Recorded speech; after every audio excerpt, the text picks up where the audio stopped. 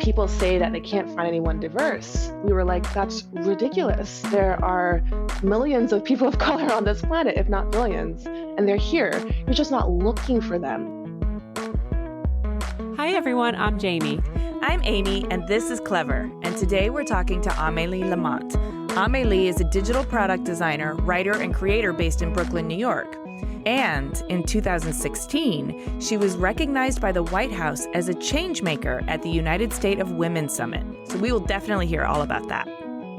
She's also co-created People of Craft, an online showcase and database of creatives of color and their work in all facets of the arts. And she's a board member of the New York chapter of the American Institute of Graphic Arts. So let's talk to Amélie.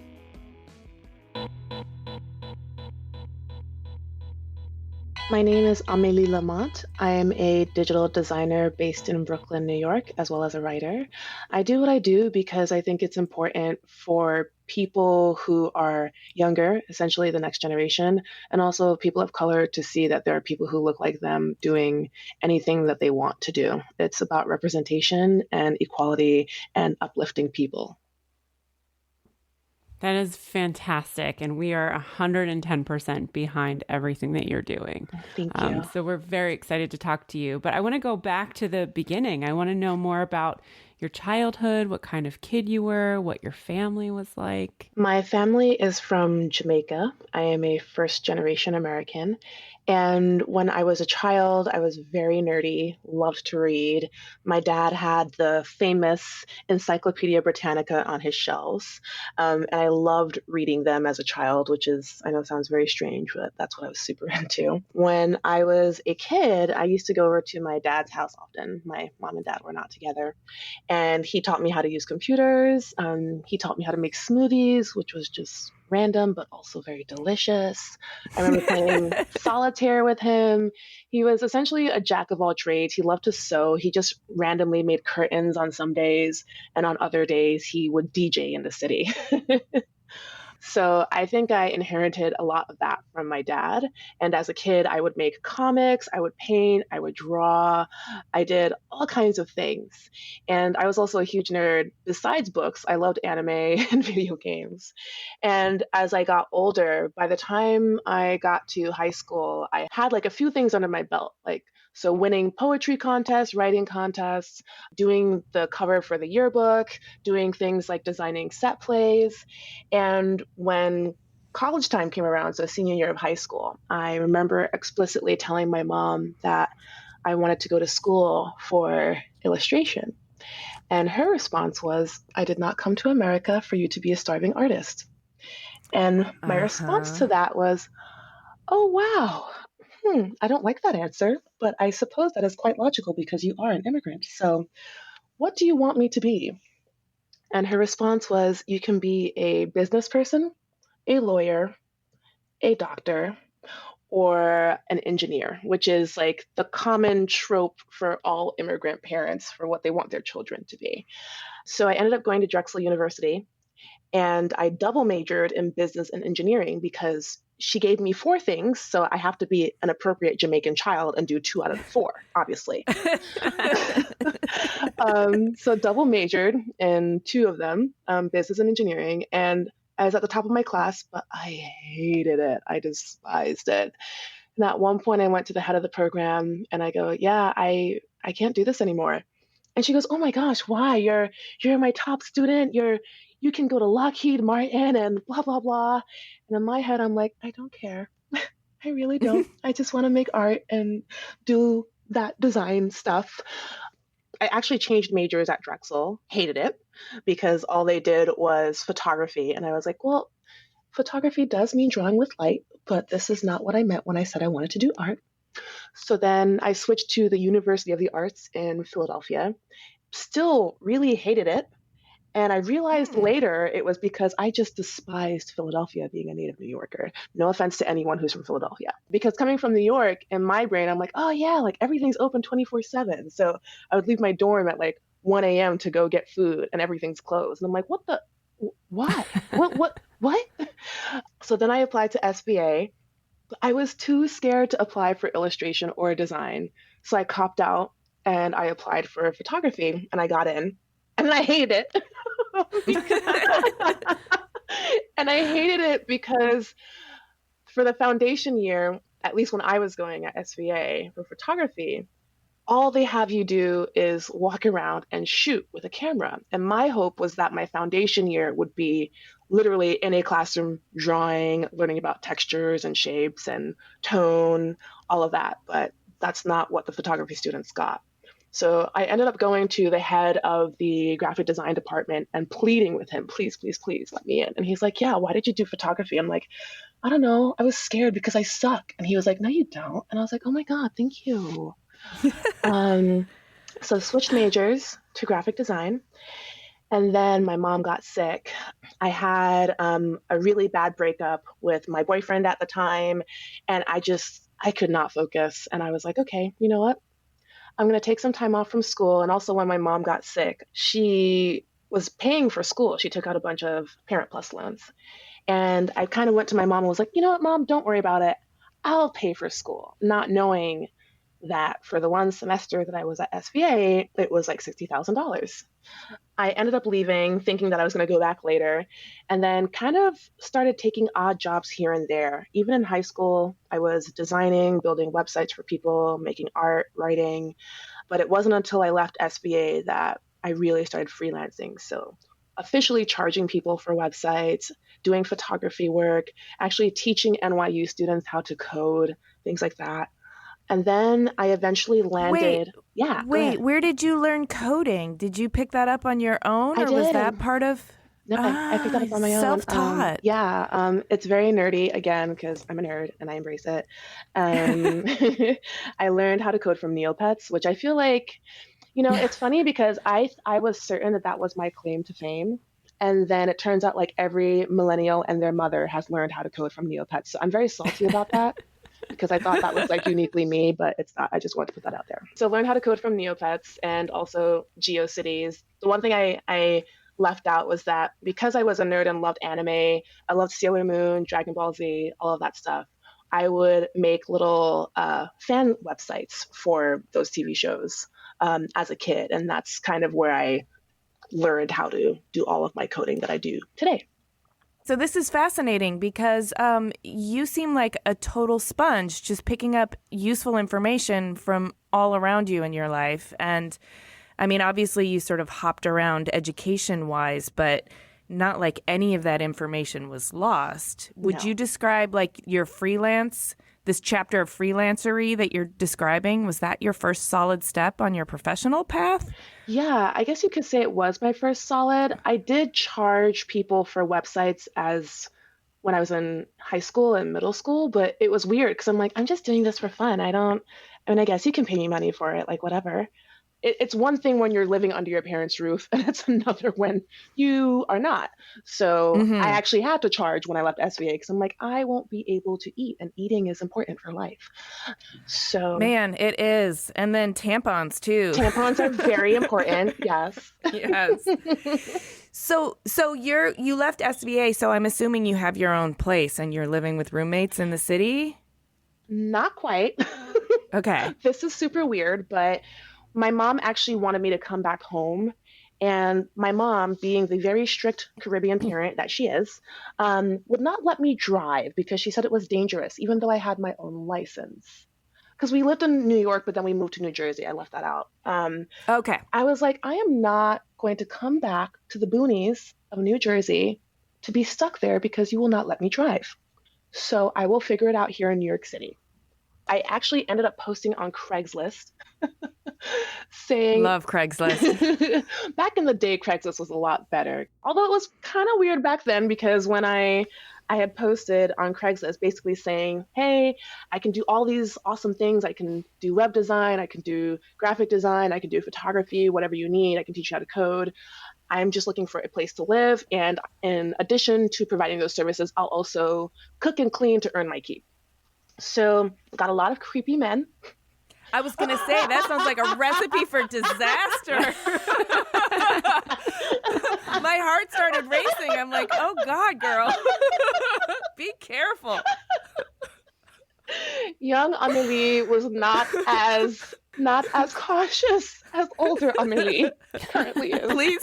Please tell me there's not a terrible creepy man chapter I mean, coming up. there were plenty. I actually did try to meet some of these individuals who did respond to the ad in person. Like one guy, because I'm tall, he was like, "Oh my gosh, you're so tall. You can sleep in my bed." And I was like, oh, no, I'm like, good. well, that's very kind. That's absolutely not what I need. Another one told me that I could be a model, but I was too fat. And I was like, oh, wow, that is so charming. That's so sweet. And then after continuing the search, because I was like, I'm obviously not going to live with these creepy dudes, I found an ad on Craigslist it had the title called Looking for a Gal Friday. And I was like, what the hell is a Gal Friday? So I quick Google search, and it's like a term from some movie before I was born. And I was like, okay, whatever. So I respond to it, and it turns out that the ad was put up by a minister here in New York City. Oh. And a woman minister at that. We're getting into territory of safety here. Yeah. And she was the minister at Judson Memorial Church in New York City. And as a minister, they give you a parsonage. So she had this beautiful brownstone, not too far from SVA, actually, on 18th Street, that had a backyard, 2 floors. I had my own room, my own bathroom. And all I had to do was walk her dog and book her plane tickets. Damn, this story turned out so much better than it started. Yeah, that's awesome. Yep. So I stayed there for about a year and change. Wow. Got back on my feet, landed a job at Apple Retail, Fifth Avenue store. And that was interesting because I ended up meeting a bunch of people who have really impacted my life and who are still friends even today. And while I was at Apple, there was a friend who essentially said, hey, don't you do that web stuff? And I was like, yeah. And she was like, why don't you just like do that as a business? And I was like, no way. No one's going to hire me to like do that, because I'm in my brain, I'm coming from the days of AOL and like GeoCities and Angel Fire. And I'm like, do you see what those look like? No one's going to hire me full time to do that. So I kind of ignored it. Eventually landed at a company called Squarespace, which everyone knows about because of my article with them. Right. And how long were you at Squarespace? I started at Squarespace in 2012, like 2.5 years, because I started there part-time, and then I moved up to full-time. And then obviously, as everyone knows, I got fired in 2014. And then after I got fired from Squarespace, I was at my very, very lowest point. And it's funny because even while I was at Squarespace, I had tried reaching out to the designers there, like, hey, like, how did you get to do this full time? So there were a lot of conversations with some of the people there, but some of it was a little patronizing, like, oh, like, you got to go to school. And I was like, well, I don't have that money. So I also have this philosophy that we live in this society and this idea complex where we believe that if we want to learn something new, we absolutely must go to school. And I completely disagree with that. When I got fired, I was like, well, I've already been designing websites for people and I've already been doing graphic design. There has to be a way in which I can make this work for me. So I ended up going to, I would say the August after I got fired, I ended up going to WeWork summer camp. Oh. And I met this random woman there who was just like a ball of energy. She's like, oh my God, I love you. And I'm like, I don't know you like that, but if you want to love me, you can do that. I accept that, I suppose. It's true. I am lovable, so I can understand where you're coming from. I was like, I've never had anyone run up to me and tell me that they love me. That's very odd, but sure, thank you. She actually ended up introducing me to Startup Institute here in New York City. And with my connections at Startup Institute, I ended up landing my first freelance job as a UX designer, air quotes, because I was like, what the heck's a UX designer? And when I landed the role, I landed it because when I had talked with the CEO and the team, I explicitly spoke about not design, but I talked about everything from a business perspective. So what my work can do to help your business. This is how much money you're making. This is how much money you're losing. This is how we're going to cut those losses. And this is how we're going to increase your profits. Oh, and that is the universal language. Yeah. Because I think there was like a little bit of tension, like, oh, a designer, like she's just going to make everything pretty. And I was like, no, no, no. Right. That's not Yeah, what I no, do. I'm going to fix what's broken and I'm going to streamline it so that Exactly. it saves you a lot of money and makes you a lot of money. Yeah. Exactly. So then that transitioned from a freelance thing into full time. And after, I want to say, because I started there in March of 2015, in September of 2015, we raised our Series A. And a large part of that was because of the design work that I had contributed, including a Nice. rebrand and like redesigning the funnel and the flow. And then I actually released my article in 2016 about Squarespace. Can we just give our listeners a brief overview of that article in case they haven't read it so they can go Yeah, find it on their own? sure. So the article is called Not a Black Chair, and it details my experiences at Squarespace, explicitly dealing with a relationship that I had with a coworker, as well as racism and sexism in the workplace. It's explicitly titled Not a Black Chair because at one point in my tenure at Squarespace, my direct manager told me that she skipped me in a meeting because I was so black I blended into the chair. Which, as I think back on it, is kind of hilarious because my skin is brown, obviously, and the chair was black. And I tried to give her an out, and I compared my wrist to the chair, and I was like, no, no, no, no, my skin's brown and the chair's black. And she was like, no, no, no, it's the same color. And I'm like, all right, well, you just dug your own grave. I don't even know what to say to you. I literally, you know how like when you pass go in Monopoly, I just gave you $200 and you smacked it out of my hand. But all right, Mm-hmm. cool. I wrote that article in 2016 detailing everything. And it's funny because a lot of other Black and Brown women from Squarespace started coming out of the woodworks talking about their racist experiences at Squarespace. Oh, interesting. Yeah, Um, of yeah. course. When somebody has the guts to speak up, it creates an opening. So after that, I ended up leaving Venue Book and shortly after started working at the New York Times. At the New York Times, things were good, but I started dealing with an illness that I've been dealing with for many, many years that I haven't quite addressed publicly or even to myself. So I took some time off, came back, decided that it was time to leave. And then I started at a agency here in New York City called ThoughtBot. And then because I didn't properly take care of my illness in the way that I should have, it came back to bite me in the butt at the beginning of, I want to say February of last year. So I went on medical leave again.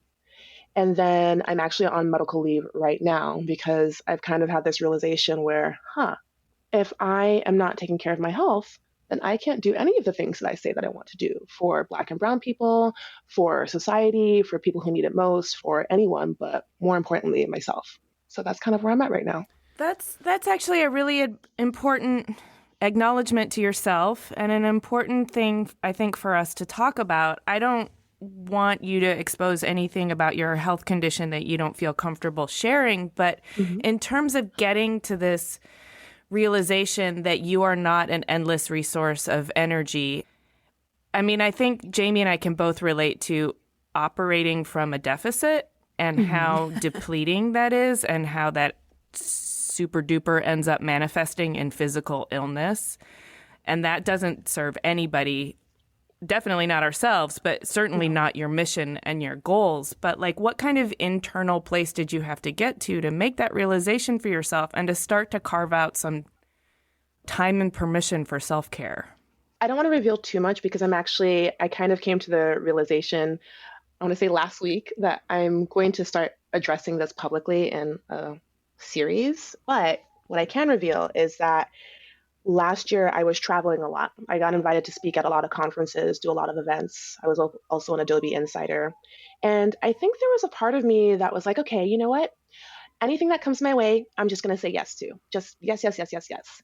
Even though I had already been on medical leave earlier that year, I think there was a part of me that even though I was on that leave and then I came back, my brain, that lizard brain kind of like snuck out and said, you know what? Maybe there was nothing wrong with you to begin with at all. Maybe you're absolutely fine. You should just keep pushing forward. So I kept pushing. I want to say starting in August of last year, I was literally traveling almost every week all the way until the beginning of November, which took a toll. Oh, yeah. The best way to describe it is that I broke. I had a breakdown. I was like, I can't do this. This is not right. I'm starting to get sick again, and I need to address this. And if I Mhm. go on medical leave again, I need to address this in a way that is appropriate so that this does not keep hindering me. Because if I look at the timeline, I went on my medical leave at the New York Times, then I went on my medical leave at the beginning of last year. And before last year ended, I started a medical leave again, which means that the medical leaves are getting closer and closer together, Mhm. which means that if I don't address this, there could be a point at which I could never work again. And I don't Mhm. want that. I don't think anyone wants that. So I need to take care of myself. Yeah. Absolutely. I mean, that's such a hard decision to make because it means also probably canceling some things you've committed to. I Yep. mean, just the feeling of like disappointing people who are counting on you. Hmm. But I feel the struggle of this, and I'm Hmm. wishing for your well-being. Thank Obviously, you. sending you healthy vibes. And yes, you do have to take care of yourself. You're Hmm. the only one who's going to do that. Like nobody's going to Exactly. step in and Yeah, nobody's going to advocate for you and be like, you know what, you look really tired, or it doesn't seem like you're feeling very well. Why don't you take some time off? Like, Mhm. nobody's going to do that. Exactly.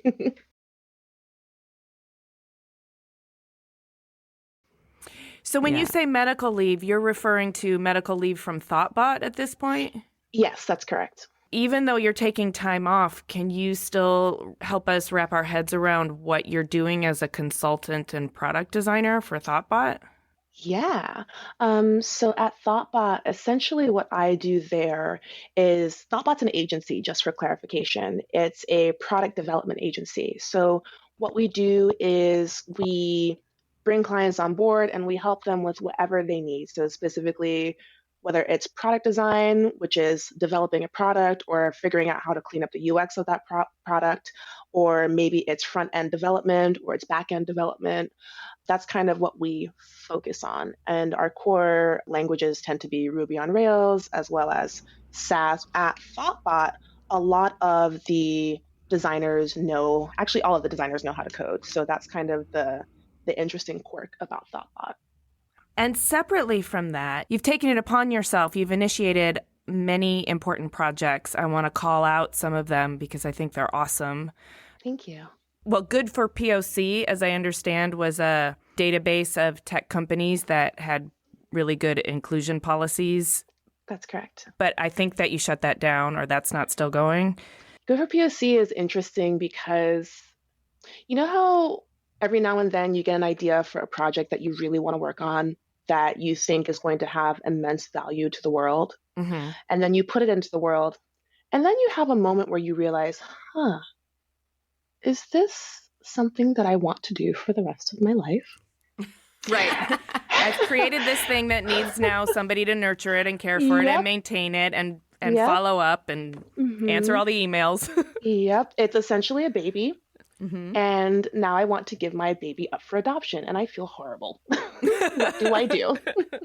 Mm-hmm. That's what it's like. And I would say that's what it was like for Good for POC, because all three of us as co-founders, myself, Kat Small, Jackie Alcine, we have all had horrible experiences in tech. And we were like, well, let's create this database that can help other people of color in the tech industry find somewhere safe and inclusive. But then we started realizing that there were barriers, if you will. So, for example, we want to create this database, but then we realized that there were people filling out the form who were CEOs saying, this company is great to work for. And it's like, well, Oh. you're the CEO, so of course you think it's good to work for. So Yeah. that's clearly biased. Or for example, we would have people who would beg us to add them to the site, which completely goes against the ethos of this being good for people of color. The other thing that we also saw is that we incorporated ourselves as a business, and it's like, if we're incorporated, how do we make money while also serving people of color? Because capitalism at its core exists in such a way where, at least in the United States, people of color are often harmed by it in some way or another. They're exploited. So, how can we take money from the very companies that are exploiting people of color? That goes against our mission. But we also have to pay Ah. taxes. Oh, I see. It gets really complicated. Yeah. And then also, because of the way we created Good for POC, there was a certain sense of trust from people of color towards us. So if we are taking that money from those corporations, and then all of a sudden one of those corporations pops up on the site, from a person of color's perspective, they're like, well, how can I trust that these reviews are okay because you're getting money from these corporations? It was a very difficult ethical dilemma. So we were like, I think we should step back from this. And, it's so hard to get money for these kinds of things in the form of donations or grants or, some sort of supportive organization that's kind of not directly tied to profiting off of it. So these things can just, become such a beast to manage and figure out how to just make enough money to keep them going. Exactly. But I mean, they are good for the community. So you're torn because you're like, but it's really important. But how are we going to do it? Exactly. Yeah. But let's talk about People of Craft, because that is rad. So People of Craft is interesting because Timothy Goodman, an illustrator, if you don't know of him, and I are pretty good friends. And one day we were at a bar and we were like, man, we get invited to speak at a lot of conferences. What's your experience? And he was like, I always ask them to not invite me if there's only white people speaking. And I'm like, you're a good one. That's why I'm friends with you. This is why we're friends. And then I told him, I actually have rules on my website essentially saying that I don't speak at conferences that aren't diverse, that do not have a code of conduct, etc. And sometimes these conference organizers will reach out anyway and ask us to speak. And we often have to reply back and say, actually, you don't fit the parameters that I've set up for myself in terms of my willingness to speak in your space. So I'm going to decline that. Do you frequently get people who reach out to you because they're like, but you're going to make it diverse. You're the one who's going to make our panel diverse. And you're like, you need to try a little bit harder than that. It's interesting because people, when they see me talk online, they get scared of me, which is a trope because, angry Black woman. Right. But also, I'm very direct online and very straightforward.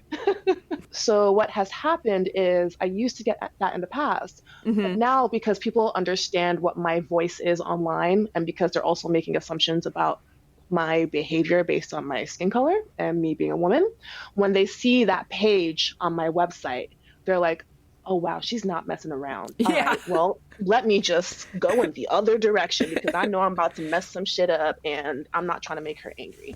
So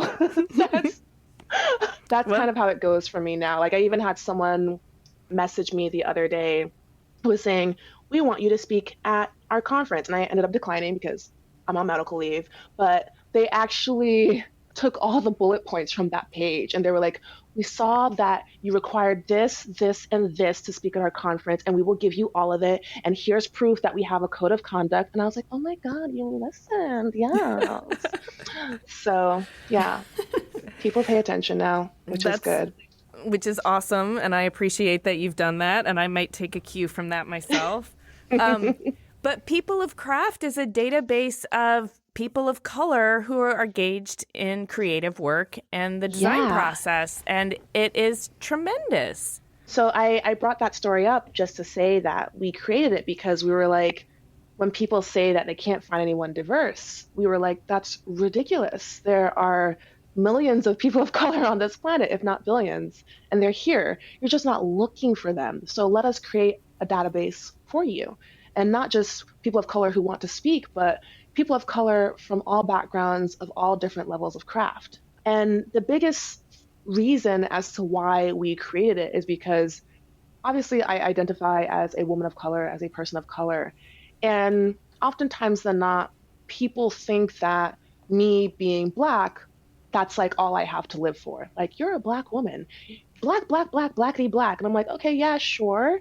I'm a Black woman and I'm happy to be this individual who I am as manifested in this world.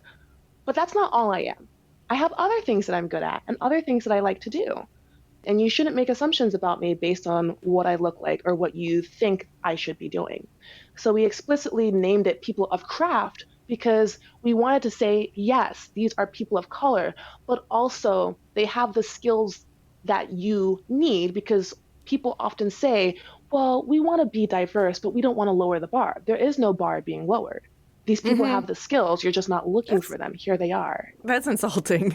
It's incredibly insulting. Well, I appreciate it too, because for those people who don't know where to look, they no longer have that excuse. Yeah, I wish that there was something like that for other industries, because I feel like there are excuses floating around in every industry why they can't find people of I color agree. to hire. And they're like, well, we can't find any. And you're just like, they're there. You're just not looking hard enough. And it really is about putting in the effort. And so, that's something we've been doing a lot over on Design Milk in the past couple of years, is like really finding good people from Yeah, everywhere. exactly.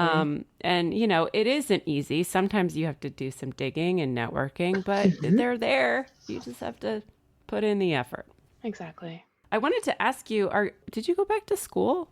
I did. So the going back to school thing is interesting. When I was at Squarespace, I was in so much despair about being customer care because I really wanted to be in design, but no one could tell me how to get into the design department there. So I actually ended up going back to FIT or going to FIT because I figured, well, this is not the degree I want, but maybe if I get a degree in advertising, maybe then they'll recognize me. Went to FIT, started a degree in advertising and communications, and hated it. That seems to be a trend with me in school for some reason. I tend to not even dislike; it's just absolute hatred. It sounds like it, yeah, but but you keep going back for more. I love it. I hated it because by that point, I've been techie my whole life. So they made you take classes like Microsoft Word or how to create a spreadsheet Oh, geez. or how to make a Microsoft document. And I was like, oh my God, I'm going to scream. It was horrible. And then at one point I was like, look, can I just skip these classes? I'll even take a test. I'll whip up whatever you need me to whip up. I just do not need to be in these classes. And they were like, no, you have to take them. I ended up leaving and started school at SUNY Empire, which is all online and remote. And Mm-hmm. I get a discount because New York resident. And what's nice about that is they take into account your life experience. Oh, So I so good. actually have a counselor, mentor type person at SUNY Empire, and we sat down and we went through all of my life experience. I put together some essays for my life experience, submitted it to a board for review, and then I got credits for it. Awesome, because you Yeah, have been out there learning. You've been learning so yeah, much you could teach it and yeah, and definitely test out of those classes. So that is awesome. yeah. So I'm wrapping up two classes.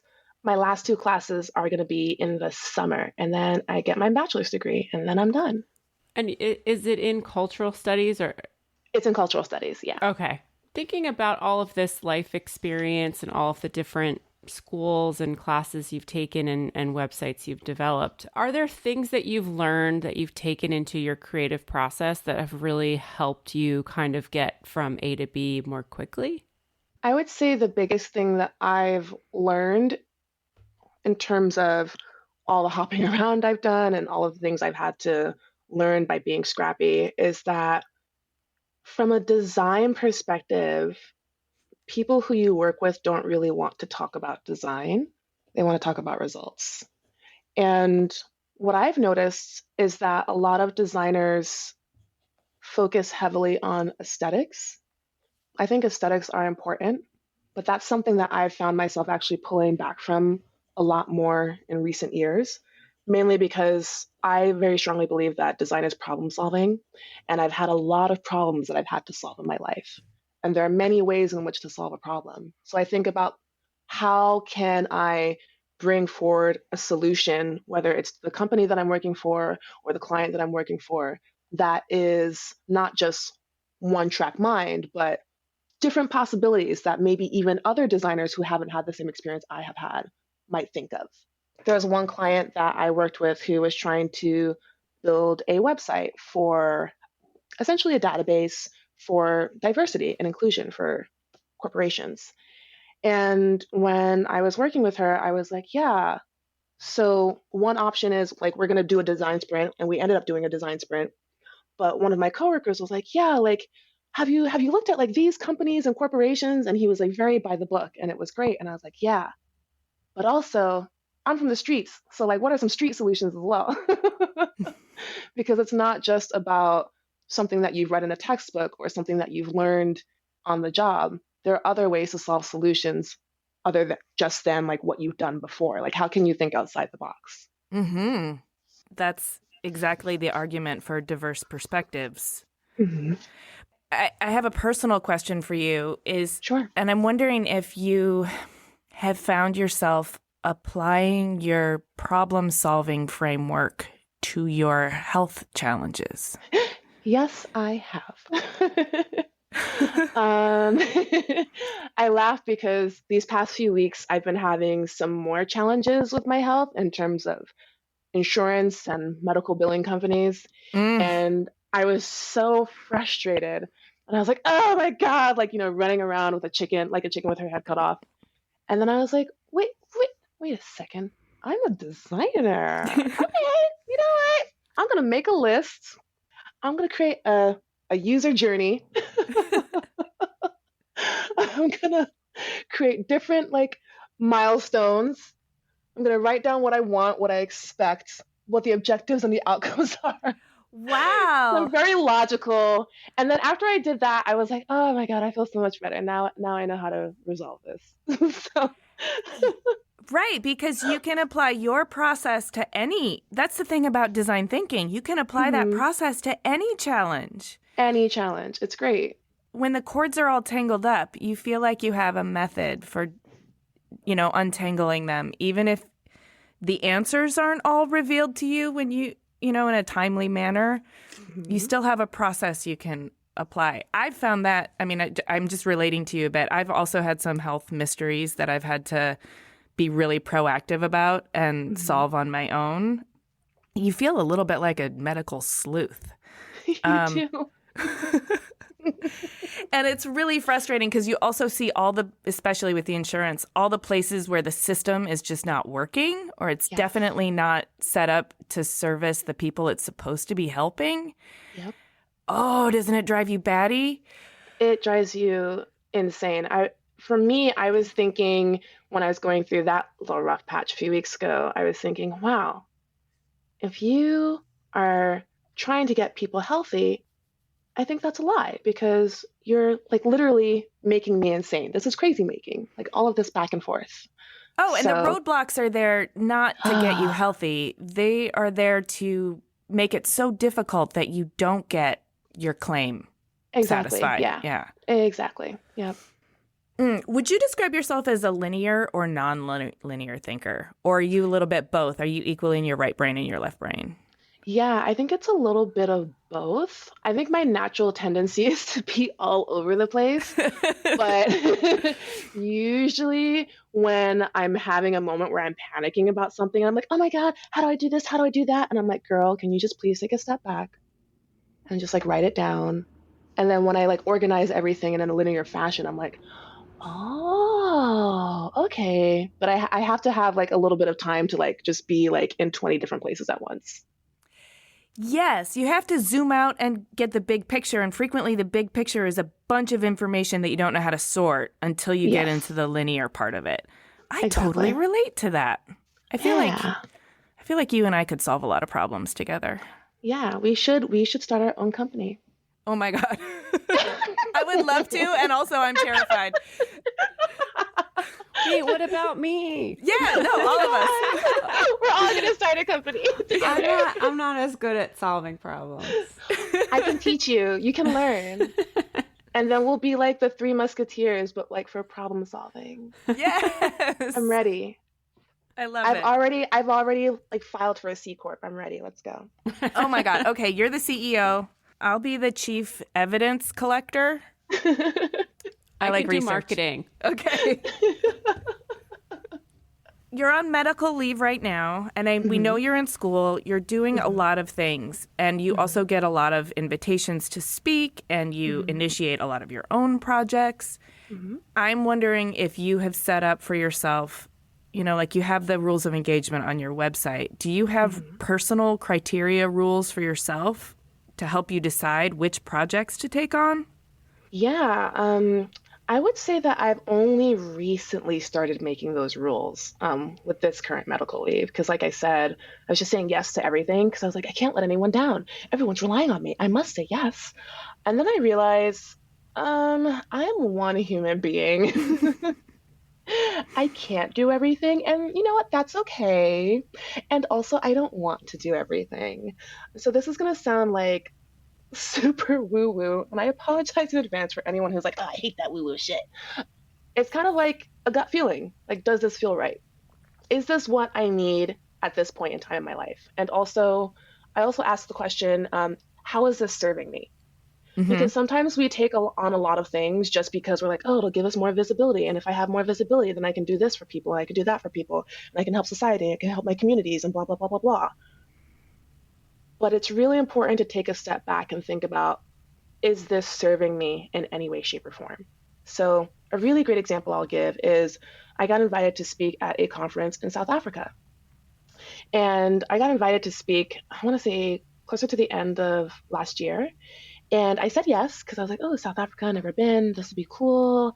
Started thinking about like what my topic would be. And I also said yes to it because I'm thinking, my medical leave will be over by then. Surprise, it's not. That conference happened a week and a half ago or so. But earlier in the year of this year, I was like, yeah, this will be fine. This will be fine. And as the date grew closer, I really started to have to ask myself, with all the medical things that are happening to me right now, does it make sense for me to hop on a plane, and not like a short plane ride, a very long plane ride to another continent, be around lots and lots and lots of people asking me questions, giving this talk, be in a place where I don't have access to the medical care that I currently need, and then do that very, very long flight all the way back? And the answer was no, because I need to take care of myself. So being on this medical leave, it has forced me to create a new set of personal rules around what I will say yes and no to. And right now, it's mostly just saying no to everything, because I've said yes to a lot of people, and a lot of people have had access to my time. And right now, I just need to focus on myself. Yes. I wish you power and courage in doing that, because you're no good to anyone if you break down. So Exactly. But it's hard. Our society just makes us feel like we should always be working. And like, if you're just sitting at home, you're not doing anything, which is not true either. Yep. Because your brain's always working. So yeah, it's frustrating.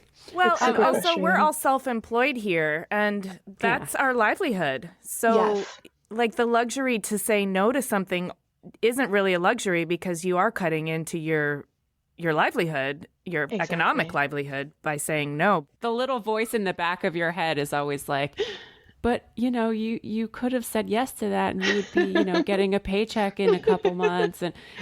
But then I'm like there with my daughter, and she's like, playing. And I'm like, this is really where I should be right now in my life, Anyway, I want to talk about the fact that you were recognized in 2016 by the White House as a change maker at the United States of Women Summit. That is so cool. What was that like?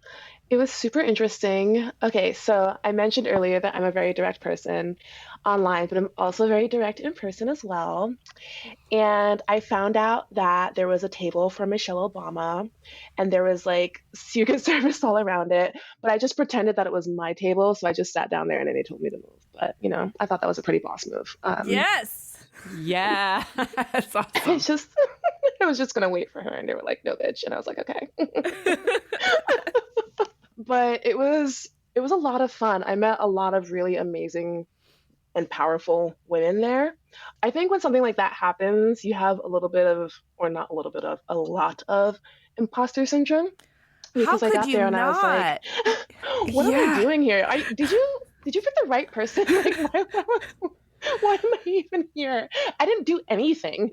And I told this to all of my friends. They're like, what do you mean you haven't done anything? And they would start like listing off. I'm like, yeah, but it's just an article that I wrote. And like, good for POC. I don't know. It's just a database. Or like, I don't know. It's just like, it's not like that big. Like, it's not like Oprah level. And they're like, are you insane? And I'm like, no, I'm just telling you that it's like not that big of a deal.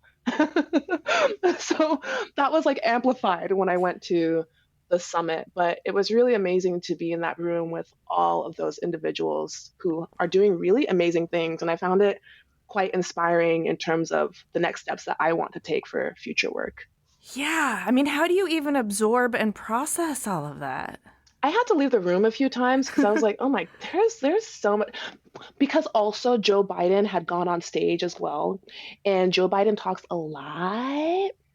And he actually went over his like allotted time by like an hour. So An Michelle hour? Obama, Whoa. Michelle Obama and Oprah were supposed to speak, and everything got pushed because he's a VP, so no one was going to tell him to get the hell off the stage, so they just let him go. So it was supposed to end at like 5 p.m. and it went until like 7 at night. But so that's part of the reason why I left the room, because I was like, he's talking too much. I can't do this. I don't even know what he's saying. And then I came back and I was like, and now I'm in this room and there are these powerhouse, like one woman is like taking like children out of slavery. This other woman over here is like creating shoes for young women around the world. I'm like, and I just wrote an article. You know what? I'm just gonna go outside and get myself a drink because I don't even know how to handle this space right now. So it was intense. Well, we could have a whole episode on imposter syndrome. At the same time, I'm glad that you are recognized and that you're forced to sort of look in the mirror and remind yourself that you were there. You actually did create work that was worthy of being acknowledged in that way. And yeah, POC need a voice in tech. And you took it upon yourself to put yourself out there and talk about some really uncomfortable things. I think that's worthy of being acknowledged as a change maker, for sure. Thank you. I appreciate that. As you've sort of shared your life experience with us, there's been a few recurring stories. One is that you like to do a lot of different things, not just one thing. Mm-hmm. Mm-hmm. 2 is that you like to start school and then you hate it. Yes. And 3 is that this medical thing kind of keeps sneaking up on you and forcing you to slow down. Yeah. How does this synthesize into a life lesson that you seem to be revisiting in order to integrate fully? What do you think the universe is telling you? To get woo-woo. I mean, I love talking about the universe, so I feel like this is why we're starting a company, so this makes sense. Yeah. I would say that the universe is telling me to focus on myself a little bit. I think I've realized that I give a lot to others and I don't give much to myself. And I would say that this medical leave has really kind of brought me to my knees, so to speak, in a way that I try to take care of every other person except me. And like we've talked about earlier, like if I'm constantly giving and I'm at a deficit, then there will be no more of me left. So part of this medical leave has also been teaching me, and all of my experiences have been teaching me to figure out what I want. And you know what? It's okay if I don't know what I want. And it's okay to slow down too. And it's okay to take time for myself to make sure that I'm okay. Are you okay receiving help? No. I am not. I am not. So that's one big lesson. I would say that lesson has been huge for me, especially in the month of March. I have tried opening up more to a lot of my close friends about what's been going on. And people have just been flooding out of the woodworks. And I'm like, oh, this is what it's like to have another human being care about you. Oh, I was certain that I was a miser. Okay. Well then.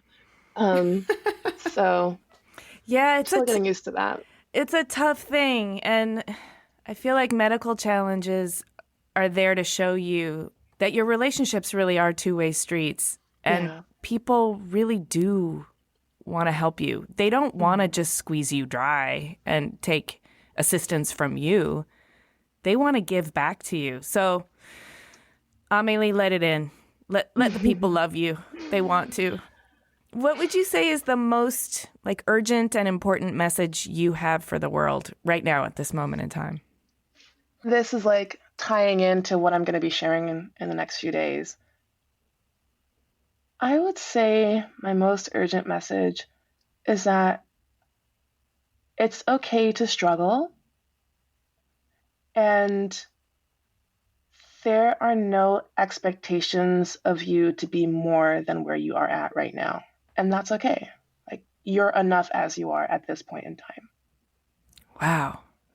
I think that's something we could all be reminded of on a daily basis. Yeah, I agree. So when you visualize your future self, what are you thinking about? What do you see? In my future, I am traveling the world. I am researching design pedagogy, specifically from the lens of hegemonic design. Now you ask, what is hegemonic design? Hegemonic design is design that is viewed from the lens of a very Eurocentric perspective. So when we think about design, we think about Paula Scher or Milton Glaser or Dieter Rams. I'm interested in exploring design from a different lens. How do people in the Caribbean think of design? How do people in indigenous cultures think of design? How do people in Asia, Latin America, etc., think about design? What about the design voices that we have yet to hear? And is the way in which we do design in the West the air quotes right way to do design? I don't think it is. So I want to create a talk show and a magazine, essentially photojournalism, just traveling the world, interviewing people, not going in and kind of doing gotta save you from your culture, but just taking a step back and letting that individual tell me about what they're perceiving, what they're seeing, and then sharing that with the world. And then taking that research and crafting it into a PhD so that people can get a better understanding of the different ways in which other cultures engage with design. And then finally, opening up a design school. Oh my God, this is the best vision. Thank ever. you. So the best vision. I'm on board for the talk show part. I have no interest in the PhD. You're speaking straight to my heart because I've always had this frustration with especially how design is presented in popular culture, in our media and on our TV shows. I feel like it's really distorted, and it's a distortion of what the design process is. And the real design process all over the globe is so fascinating and rich and textural and so much more informative. And there's ways to present this that are not exploitative and are not necessarily subject to the gimmicks and trickery of television shows, but can still be presented and consumable in a way that gets everybody as excited about it as I am. Exactly. And you're excited too. And I want this to be real. You can be one of my first interviews. Okay. Let's make it real. Yay. Let's go share the power of design with the world through popular media. Yes. I think one of the reasons why that feels so strongly to me is because I remember reading, again, just to back up, being first generation American. I remember when I started learning more about design, seeing how design is done in Jamaica, and my immediate visceral reaction is, oh, that's ugly. And I was like, oh, wait a second, but why is it ugly? I didn't think it was ugly before I went to school. I think it's ugly because someone told me that that's ugly. And who are they to decide that that's ugly? And what does ugly even mean? So there's that. But then also I remember reading an article about some Ethiopian designers who went to design school in Europe. And I don't remember the name of the language for Ethiopia, but it's essentially a script that, if I recall correctly, is not read from left to right, but right to left. And they learned how to kern and lead type for Roman letters. So all of this education and knowledge that they learned for Romance languages could not apply to their own culture and language. And I was like, that's horrible. That's horrible. Wow. That makes no sense. Clearly a disconnect, and we need to talk about that. Yeah. Absolutely. Yeah.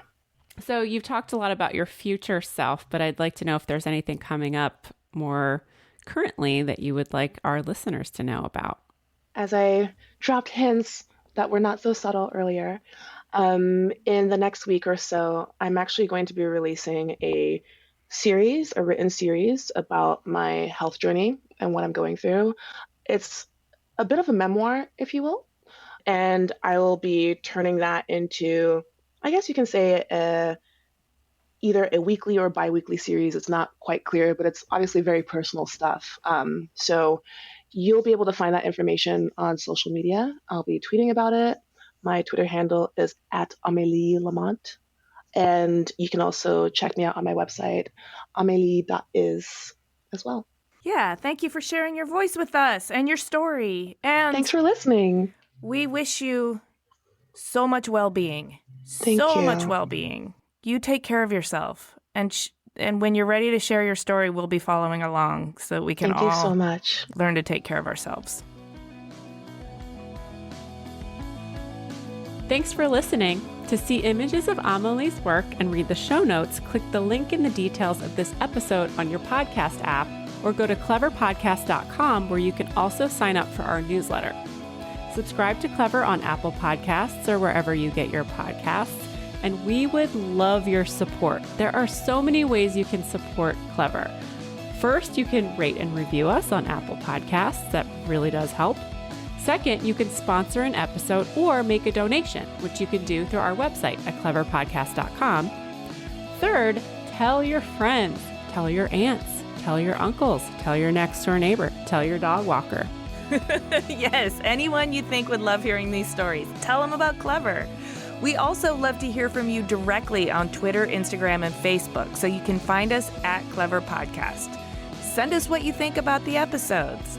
Clever is created, produced, and hosted by us, Amy Devers and Jamie Derringer, also known as 2VBE Media, with editing by Rich Straffolino and music by L1011. Clever is proudly distributed by Design Milk.